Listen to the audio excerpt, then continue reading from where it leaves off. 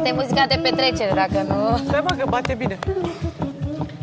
Eu zic că e de ascultare. Este. Să râzi cum anii trec, beau într-una și petrec.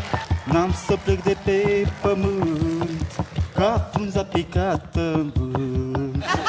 Domnul de la Căzănești, stați puțin. Nicu. În cabina lui acolo de paznic. Și ce? Asta ce a fost? De petrecere. Muzică de ascultare. Dar o petrecere Hai. mai nereușită așa. Hai. Vreau să beau în seara asta și să-mi spun la joc nevasta. Vreau să beau, asta e. Asta e dorința unui pasnic de la beau.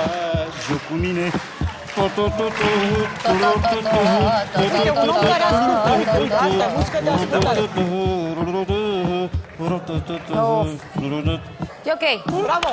Atenție! Atenție! Hip-hop! Ok. Eu ce zic?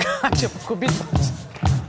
Ce mă face să mă cred în tine când tu ai altă iubire? Ce mă face să mă cred în tine când tu ai altă iubire?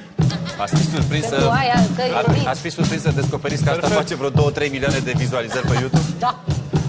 3 și... Beatbox! Băi, deci hip-hop-ul m-a rupt. Asta e așa cu...